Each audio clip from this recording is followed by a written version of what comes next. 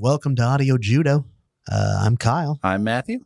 This week we are talking about something newish. Yeah. Something made within the last 10 years. Right. This is unlike anything we've really talked about before on the show. It definitely is. We're branching out, stretching our legs. Don't pin us up. Yeah. Pin us down. Don't box us up. Oh, there we go. I couldn't quite get that. Oh, boy. We have some, I have some old. Oh, yeah. Let's go with the old business news first. Old business. So we had our holiday episode, and I got some feedback on from show consultant Chris. Oh, About a couple of top 5 lists. He had first, he was very pissed at me because he felt that it was impossible to do, narrow it down to that many. And I challenged him. I said, that's part of the fun. I said, you have to really think about it less about the inherent music quality and more about the memories and what it brings to you. And he's like, oh, I guess I could do that. And he sent like 5 different lists. So I'll read like 2 of them. One of them is the "Oh My God, I'm My Parents" top 5 Christmas songs. One is I'll Be Home for Christmas. 2 is It's the Most Wonderful Time of the Year by Andy Williams. 3 is Home for the Holidays by Perry Como. 4, It's Beginning to Look a Lot Like Christmas by Johnny Mathis. And 5, The Christmas Song by Nat King Cole. So okay. Very much like his parents, I would imagine. Yeah. As another list he had was the Bass Rankin top 5 list of Christmas songs. Ooh. So we had the Cold Miser / Heat Miser song. Good one. Silver and Gold. That's Burl Ives. Right? Put One Foot in Front of the Other. Oh, that's a good one, too. I Believe in Santa Claus. And It's a Difficult Responsibility. Burgermeister Meisterburger sings that one. Bürgermeister Meisterburger. And The Year Without a Santa Claus. I can't believe I did not even. And it didn't even register. No, did not even pop into my mind any of those songs. That's fantastic. And he made it a point to mention that Hard Candy Christmas that Heather put on her list is one of his favorites. So that was nice to hear. His bottom 3 was Blue Christmas by Elvis, Baby It's Cold Outside, which seems to be appearing on everybody's list, right? And Grandma Got Run Over by a Reindeer. Oh, God. Which is just just terrible. What a depressing song. We killed Grandma right before Christmas. Merry Christmas, everybody.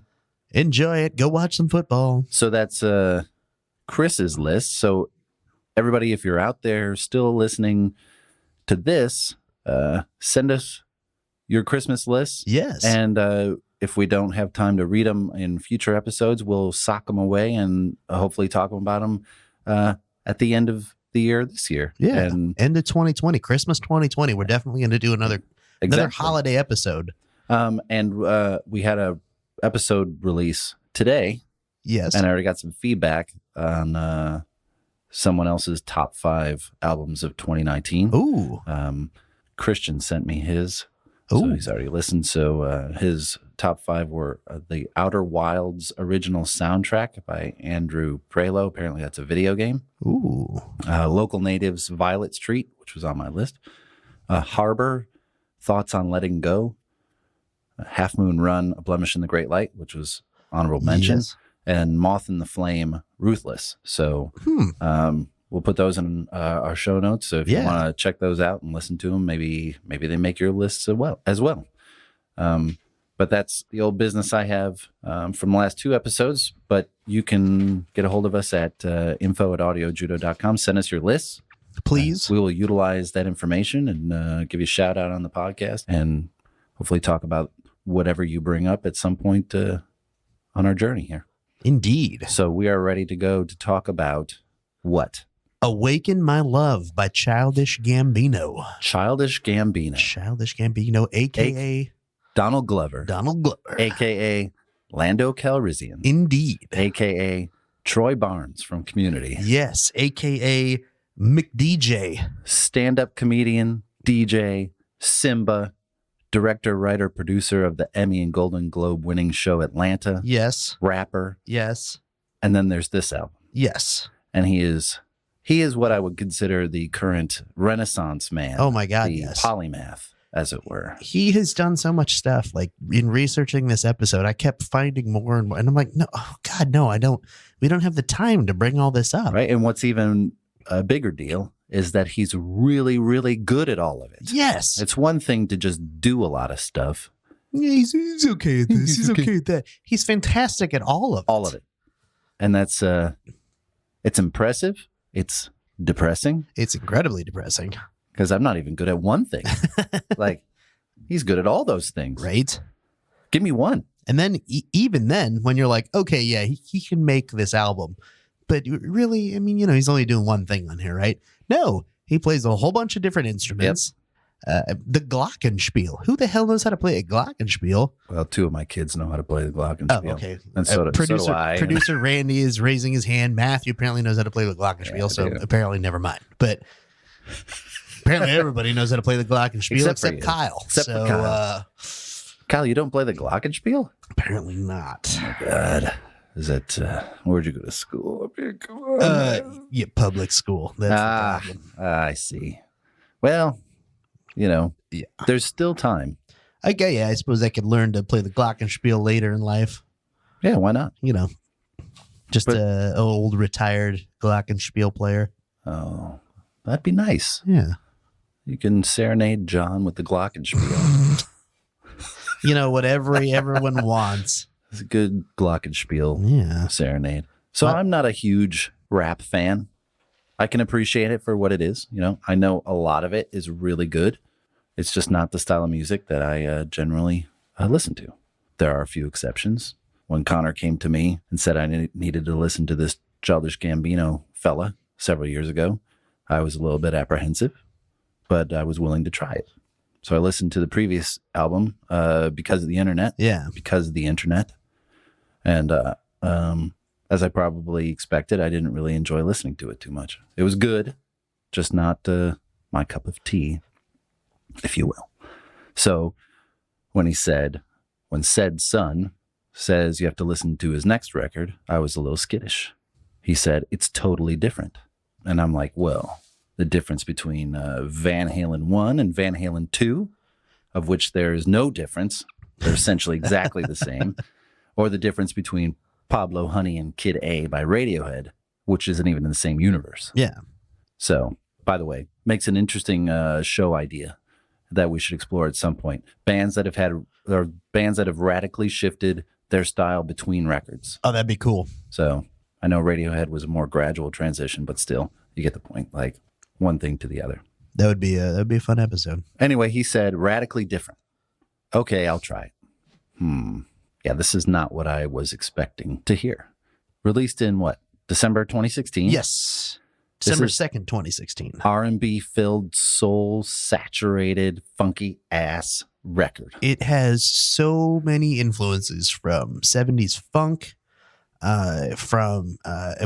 George Clinton and Funkadelic is all over this album. All over it. It's great. It's so different from, like you said, because the internet and I'm drawing a blank on the other Camp. Thank you. Mm-hmm. And even some of his earlier mixtape stuff. Mm-hmm. It's so different from all of that it's almost unbelievable. Like you really, if you listen to those together, you'd be like, no, either somebody had like a brain aneurysm or something, because it's so different from those. But it works. Yeah, he's clearly works. going through a reinvention, yes, record to record, and that's kind of what he does. He reinvents himself over and over and over again. Like he takes on some task and conquers it, and then he's like, okay, now what's next? Like even in his early career, he was a writer on 30 Rock. Mm-hmm. He got hired while he was still at NYU. In fact, he was living in the dorms while he was a writer on 30 Rock.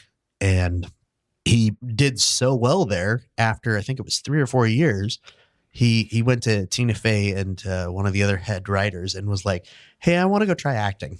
And Tina Fey has basically said, she's like, normally when a writer says, oh, I want to go be an actor, you're like, great job, buddy. But in the back of your head, you're like, oh, no way. Yeah, okay, good luck out there. We'll see you in 2 years back in another writer's room. This is going to be a huge disaster. And she was like 100% behind him. And she's like, you're one of the very few people that will absolutely go out there and crush it. And yeah, he's in The Martian too. Mm-hmm. Community. Like, yeah. Let's see. I wrote down a whole list on here.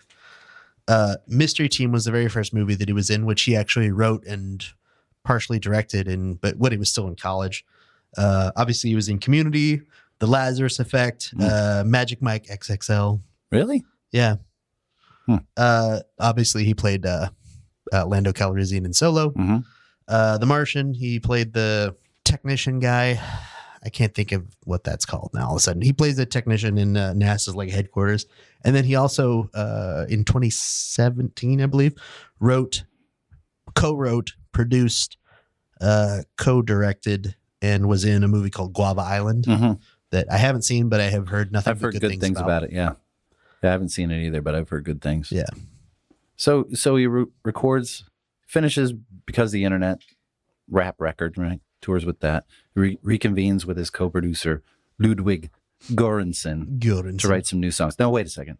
We just take a second to talk about this guy now? Yes. Because if there's anyone that can compete with Donald Glover, it's this guy on doing a shit ton of stuff and doing it all well. It's this guy. So he scored Black Panther, which he won an Academy Award and a Grammy for. He also scored The Mandalorian, scoring the next Christopher Nolan movie, Tenet. So again, Midas touch. Yeah. So after Because the Internet, they sit down to write this R&B record. And there are so many nods to 70s soul and funk that there's almost too many to name in this. It's like, it's soaked with that sound. Yeah. And it's amazing how it's so, and it's not like an overarching thing either. It's not like they were like, oh, we just listened to like Funkadelic and then kind of peppered it across the whole thing. Oh no. It's so many different influences in here. Another number that just totally stood out to me was Donald Glover has over 150 major award nominations and 44 wins. So that's Grammys. It's almost Emmys. a third. It's almost 33%. Yeah. And how old is he? That's a good question. I should look that up. Yeah. I want to say like 32, 33 maybe. He was born September 25th, 1983. So he's 36. 36. Okay. Yeah. He's a year older than me. It doesn't make me feel like shit at all. No, not at all. I've still got several months to compete. Right? He's got 30 to 40 more years of career. I need to get 151 major award nominations in the next like 9 months. That's a good question. He does not. Yeah, I don't think he has a Tony. But I think producer Randy just asked if he's EGOTted. He's missing the Tony. He's probably at home going, how do I get that Tony? What do I got to write to get that Tony?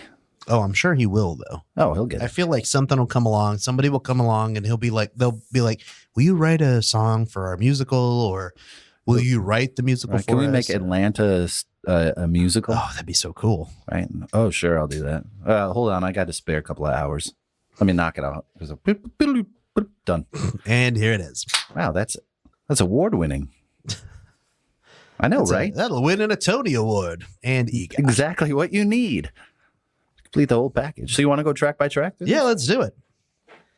So I think the first thing that we probably need to talk about is the name of the album, Awaken My Love. Mm-hmm. And, just hearing it, my first thought was always just like, oh, well, obviously he's talking about a girlfriend or, something like that. And then somebody online pointed out that he's talking about his firstborn son. Yeah. Awaken My Love. It's his firstborn son who was born a few months before this album came out. Right. And I was like, oh, yeah. And that makes sense because a lot of the songs on here are, named after, talking about his son's mom, or right. the first time they met, or what is the song? Baby Boy. Baby Boy. Yeah, it's obviously about a baby boy, which makes sense. Right. The other thing that we should probably talk about before we start talking about tracks is the cover of this album. Yes. So I had that in my notes later because I'm a album cover wonk. I like that word wonk. And the way he utilized like a sculpture artist, that's not a digitally made picture. It's old school. What do you got there? Oh, I was gonna say, so it's a picture. Yeah. It's a photo by creative director Ibra Ake. That's a model, Giannina Otato. And it's a beaded headdress designed by Laura Wass of WXYZ Jewelry. Mm-hmm. It was also included as an Easter egg in the episode Juneteenth of Atlanta. Yeah. And there's Donald Glover has appeared on a couple of different TV shows, James Corden's late night show and one other one, wearing a shirt with that on it as well. But it's a really cool looking, like it just stands out. Yeah. It's so, that electric blue color just pops right out of the album cover at you. It looks fantastic. It's kind of startling. Yeah. It's just, it catches your eye as like if go back in time, back to old school record shops and stuff, that would definitely be something that I would gravitate towards just because it's so unique. Yeah. I'd be like, yes, I want to hear what is in this. Yeah. So definitely. I want to see it, like, because I've only ever seen it digitally, you know? Yeah. I'm curious to see. I'm really thinking about something else we should talk about before we get into this too. The album, it was actually released as a virtual experience. Yes. First. So they, in Joshua Tree, California, they took 3 days and they recorded using a 3D virtual reality camera setup. They recorded this live experience. There was performances of, I don't know if it was all the songs or some of the songs from this album, but then you could download an app for your phone and experience it in, you know, sort of an augmented reality situation.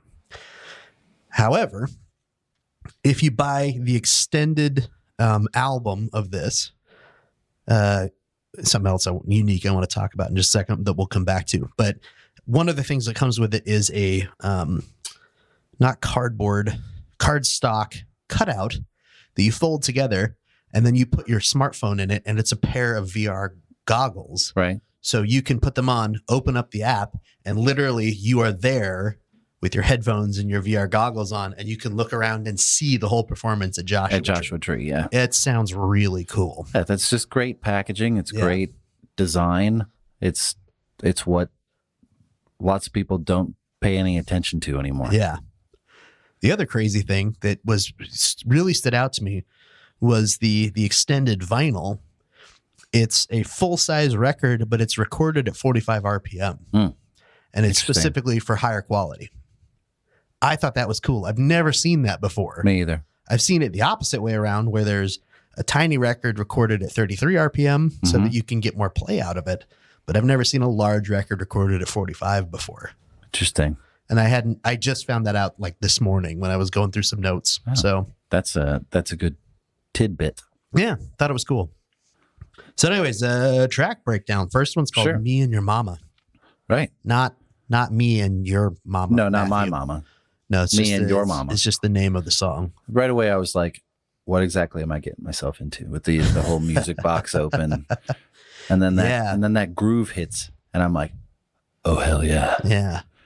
Right. It's dirty, yet impeccably produced. The cosmic echo he uses on his voice, he uses it sparingly, but really thoughtfully in the song. And I get a lot of Prince on this song, vocal wise. There's just so much character to it right off the bat. What do you got there? Oh, pretty much the same thing. They just wrote that it starts out kind of slow and very like musical. And then that choir comes in with I'm in love when we're smoking, that la la la. Yeah. And and then all of a sudden there's that hook and the song completely changes. And it's like a totally different song. And then it gets like frantic in the middle and then it slows back down and it's very lyrical and guitar-y at the end and it kind of plays itself out. And then there's that cool like womp womp keyboard at the end. But I literally like the note that I wrote down for this is a fuck song. Well, of course you did. And I mean that in like a good way because well, I'd hope so. I think so. If you think the name of the song is Me and Your Mama, I think this is about when that baby was conceived. Oh, because it literally, think about it, it's them hanging around and they're just, it's a quiet night and they're, maybe smoking a little bit on the couch and kind of laying around. And then all of a sudden it gets a little hot and heavy and they're fucking. And that's when that drop happens and it just is, it gets frantic and hard and then it's hard, Randy. And then it starts to slow back down, and that's the aftermath. That's the afterglow, the slow down until I like they it. fell asleep. That's That's a- exactly what I think this song is. That's a very good breakdown of that. It's a fuck song. Well, yeah, there you go. Sorry if anybody was listening to this out loud in an office or Right, a professional setting. Right, or in a car with their Right, kids. yeah. Sorry. Kyle apologizes. Sorry, kids. It's a love song. Right? It's a making love song. A making love song. The mommy and daddy love Well- songs. Audio Judo presents Mommy and Daddy Love Songs. 12 songs to love to. Yeah. Moving on. Yes. Second track, Have Some Love. Parliament Funkadelic. Oh my God. It is like splattered with it. Yep. Name s- another 70s funk band, and there's probably some elements of them in there too. Specifically, Can You Get to That from Maggot Brain? Oh, This- yeah. it is like, I mean, just even the same. Burr, burr, burr, burr, burr, burr. It is the same. It's so. It is Maggot Brain. Oh, it's fantastic. And I could do without the cheesy lyrics, but all in all, this is one of those records, which is rare for me, that I'm not listening typically to what he says at all, but Yeah. more focused on how he says it. Like I'm totally ignoring the content of his lyric. Which is very interesting in a minute here. Well, we'll get to this in a minute. I'm so glad you said that. I could say it again. You can say it again if you want. I'm not listening to what he says, but more focused on how he says it. Not worried about the content of the lyrics so much as the delivery. Interesting. Boogeyman. Boogeyman. More George Clinton. Yes. I have no idea what he's doing to his voice, but I love it. Right. So this is I love this word. But I always pronounce it wrong. Portmanteau. Oh, portmanteau. Portmanteau of the word boogeyman. Yeah. Obviously, but it's spelled differently. Yeah. And boogie, like, Like dancing. getting down, obviously. Obviously, it's hugely inspired by "I'm Your Boogeyman" by Casey and the Casey and the Sunshine Sunshine Band. Band. Yep. However, this is where what you just said becomes kind of interesting, because you listen to this song and it's kind of a fun, upbeat, Yep. happy song. He's actually saying here that the boogeyman is what the media and, let's be real here, white society has painted black people as the boogeyman. Mm-hmm. I wish I could remember the exact line. It's you've decided already in your brain, basically, that in the bowels of your brain, you've decided that we're bad, and so we are, or something like that. I forget the exact. Yeah, I lyric, read the but- lyrics. I'm not listening to them. Yeah. I read them all, and he's got a lot to say. There's a lot of depth there. Yeah, it's very intense. Yeah. But I'm not listening to it in the song because it's so counterintuitive to the way the song actually sounds. I think that's why it works so well. It does work well. I like that song. But I feel like I'm watching an episode of Barney Miller when I'm listening to this song. It's like I could picture a cop sliding across the hood of his car in slow motion. Yes. Right? And I love the ride out ending. Musically, it's like really sharp and cool. It's like a solid 45 seconds with no lyrics, Yeah. kind of repeating itself, but it's like it's getting down. Yeah. It's good stuff. It's getting down. It's boogieing down. Boogieing down. Zombies is next, and this is a theme that appears in this kind of over and over and over again. This song is so much about how all the people around you, once you become successful, start feeding off of you. Uh-huh. They start trying to, take what you got. What was the line? We're coming out to get you. We're all so glad we met you. We're eating you for profit. There's no way to stop it. I mean, how do you? What's he saying, I don't Kyle? know. I don't know. I don't. Perhaps you're reading too much into that. No, Right? that's pretty accurate. Also, fantastic vocals on here by Carrie. I'm pretty sure it's pronounced Fox, but it's spelled faux. Ah. So I'm not sure. I'm pretty sure it's pronounced Carrie Fox, but she spelled it faux. I'm going to So, take your word for it. I apologize if I'm pronouncing that wrong. Somebody can correct this. It's It's like he reached out into the 80s R&B landscape in Yes. this. It's like really close. Like, so a band that I listened to and loved for years is called Fishbone. Mhm. Started out as a ska band, did some punk, dabbled in some metal and stuff, and they touched on this sound in the late 80s, and they released an album that alternated between R&B and ska pretty successfully. And this was a kind of departure for them, for their sound, because they primarily before that were just a ska band. So if you want to listen to a great record that kind of covers this similar sound, check out Fishbone's Truth and Soul, Ooh. which is they do some great Curtis Mayfield, Freddie's Dead and stuff like that. It's just super good, and it was such a change of character from what they had been doing before. So listen to that too. I might cover that later.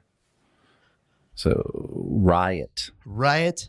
I have Prince or Lenny Kravitz. Take your pick. Ooh. What more do you say to that? It's really short, but I could listen to this song over and over and over again. It feels like you're in a riot. It's so good. It reminded me a lot of Funkadelic's "Good to Your Ear Hole." Oh, that's a good song. It's a good song, and it somebody pointed that out online, and I was like, oh yeah, they do have a lot in common, mm-hmm. which is cool. Well, it's splattered all across this record is that kind of sound. Even when we get to Redbone. Yeah, let's get there. Redbone is the next song. That's the song that was the hit from this album. Which, I did not know this until just the other day. That's actually the title. Redbone is actually a slang term for a light-skinned black person Mm-hmm. with red undertones.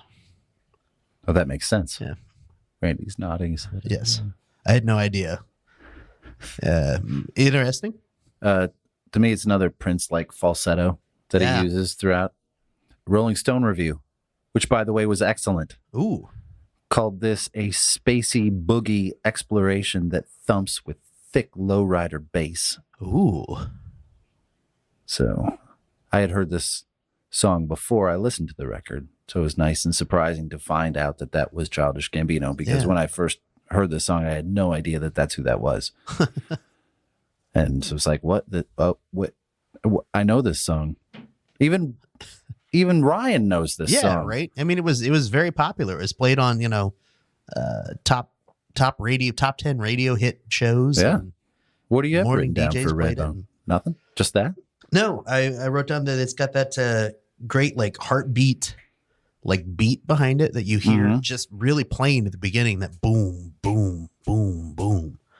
And it's obviously again Funkadelic, George Clinton influenced really heavily. Somebody suggested online that it actually pulls some stuff from Portrait of Tracy by Jaco Pastorius. Wow. Oh, Jacko. Yeah. Is it Jacko or Jaco? Jacko. I have heard it pronounced both ways. Jacko. Pastor. Oh, he was genius. And Absolute genius. I had never heard that song. I'm sure I'd heard it before, but had never like actively listened to it. And I went and listened to it, and it's Nobody played like that guy. yeah, Nobody. You can hear some of those influences though in it, and it's cool. It's cool that they pulled from so many different sources and were influenced by so much. Yeah. And I know I keep saying that over and over again, but it's cool. So Right. California. California, That was one of the ones I could do without. think so? Yeah, it was kind of takes me out of the whole vibe of the record. It definitely does not feel like anything else on this record. It's got a very like tropical, beachy vibe to it. Yeah, it and again, if what you're saying is accurate, which I have no reason to believe that it isn't, and this is one long narrative to his kid, then that would make more sense in the narrative. Yes. As a musical piece, standalone, it does not fit in with the rest of everything else. No, it does not. But because you're taking it as a whole, if this is, maybe his kid is in California, maybe he's not with his kid or his kid's mother. Well, and I think this song and the next song, Terrified, are a pair. Okay. And my thoughts being, this song is him saying, she wants to go to California. She must have fucking lost her mind. Yeah. And he's talking about, obviously, the mother of his son. Yeah. And she's saying, I want to move to California because That's where the music industry is. That's where all the popular people are. We can make money. We can make a life for ourselves Right. there. And if we go do that, then we will have a future for our kid and we'll be together. And then Terrified, the next song, it's him saying, please don't take the baby away from me. Yeah. And I think that it's her from California. Maybe she's made that decision. She's going to California with or without him. Right. And he now has to decide, do I follow her to stay with the baby, or do I stay here and continue to pursue whatever it is that I'm doing now, but not be a good father? That's interesting. And I kind of feel like they fit together, but I agree with you that California as an overall, from an album standpoint, it doesn't fit with this album. Like you could lose that track and this album would lose nothing as a musical album. Correct. As a story narrative, I think there's a little bit more to it. Right. And that makes sense because I hadn't put that together, but that absolutely makes sense. Terrified is holy shit. Yeah. I don't know if is that Donald Glover or D'Angelo, because it's so freaking good. Yeah. It's so good. And like, where did this voice come from? Yeah. And the lyrics are questionable, but who really cares? Because it's such a good song. I'm like, man, again, this guy's just knocking it out of the park every time. And Baby Boy, well, I get the sentiment. One other note I got to put in here. Go ahead. Because California, he mentions DC Fly. She wants to meet DC Fly or be with DC Fly. Mm-hmm. He was a famous, I guess I should say, a famous Vine personality. Ah. And I never heard of him before, but he made a whole bunch of really funny short Vines. Interesting. That are really good. And I'll post a link to there's a whole bunch of compilations. He must have made thousands of them because the compilation I watched when I looked him up, I think it was like his top 150. And I was like, oh my God. Well, His they're all top like 5 seconds, 7 seconds long. That's true. They're right? only, I think they're 6 or 7 seconds long, but they're pretty funny. Baby Boy. I get the sentiment. And if like, I'll have to go back and listen to it as a narrative, the way you're explaining it. This is one that just doesn't work for me personally. Yeah. As I said, the voice is great, just seems a little heavy-handed and forced. Yeah. The groove is nice. It just doesn't work as a whole for me. And I do personally. kind of feel like something else with this album. I feel like there was a before and after he knew that he was going to be a father. Because there's some songs on here that kind of fit the narrative, but not entirely. And then there's some that are really blatantly like, okay, this is Baby Boy. Obviously, it's named for him. It's all about the baby, right? Even Terrified, obviously. Yeah, but I kind of feel like it was probably like a 2-stage recording process, and he had the ideas or the seeds of the ideas, but after he found out he was going to be a father, he expanded on them more. And again, that's my personal that thoughts makes sense. on it, that makes sense. But I would tend to agree with you. This does, again, feel a little as part of the narrative, if it's okay. Right. As the song. Meh. Yeah. Meh. The Night Me and Your Mama Met. It's a nice instrumental piece. It's great with that harmony in the background. A wah guitar. Yeah. It's a nice guitar piece. I really like that song. This is the song with the glockenspiel mentioned earlier. Glockenspiel. Oh, hell yeah. Glockenspiel. Again, Childish Gambino playing the glockenspiel. Outrageous. Right? Who knows how to play a glockenspiel? Everybody but Kyle. And then Stand Tall. Mm-hmm. Fitting ending to a well-crafted record. Agreed. Singing straight, so no effects on his voice, no falsetto. And there's so much richness in his voice that I did not expect. And then he brings that gospel choir back in. And it's just a wonderful close to a wonderful record. It's really, really well done. I like it when an album has a definitive end to it. Yes. They don't just like end a song and you're like, oh, is that really where the album's going to end? Yeah, we But ran out of ideas, so I like how it closes we it just out. stopped. Yeah, it's very well done. Yeah. All in all, just a really, really great record. Yes. It's like, I think we both said this at the beginning. This is not a genre that I would normally listen to. This isn't in my wheelhouse normally, No. but I love this album. And since it's come out, I've listened to it probably every 60-ish days. Something will come up and I'll be like, oh, I should go listen to that again. That's a nice time frame. Yeah. But that's good. We, need to stretch our legs, need to expand those horizons and listen to stuff that maybe isn't in our paradigm. Yeah. And listen to it and explore it and be able to pass on good information to the people that are bothering to listen to us. Yes. And maybe you'll go out and go, oh, I haven't heard that, or I've heard Redbone, but I haven't heard the rest of the stuff, and get turned on to the music and really give it a good listen. Yeah. That is Awaken My Love by Childish Gambino. I have one thing to close with. Okay. That is unrelated to the record. Ooh. I know we had done it in the past, but we got a bit of a in memoriam. So December 30th, Neil Innes, who was more or less the seventh Monty Python member, the unofficial seventh Monty Python member, passed away. He was in a band called Bonzo Dog Doodah Band, which was in A Hard Day's Night for the Beatles. And he was good friends with George Harrison. Oh. And he got involved with Monty Python. He was Robin's head minstrel. Yes. He wrote most of the songs that they would record.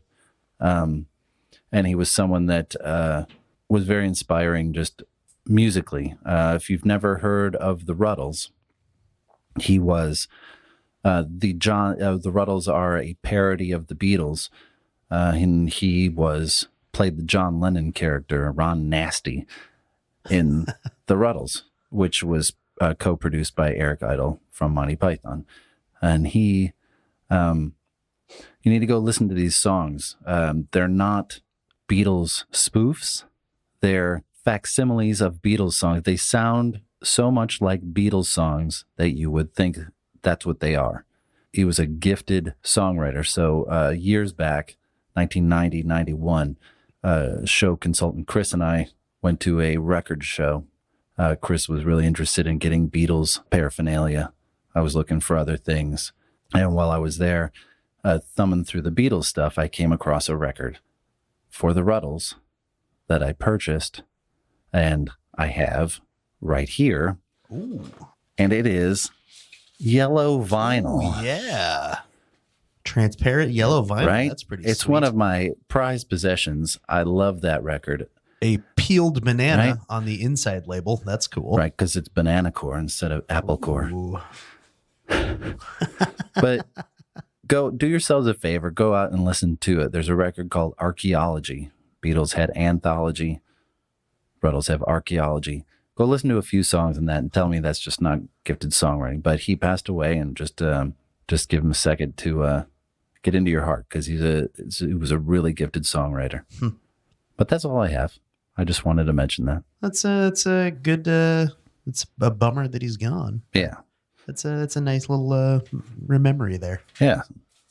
So this was our first go round in our new digs. Oh yeah. Yeah, we're out should of our probably mention garage, out of Matthew's garage into Matthew's spare bedroom, which will now become Audio Judo's podcast studio. Ooh, yeah. New equipment, just a whole new vibe for 2020. We're excited. We're back on the horse, so to speak.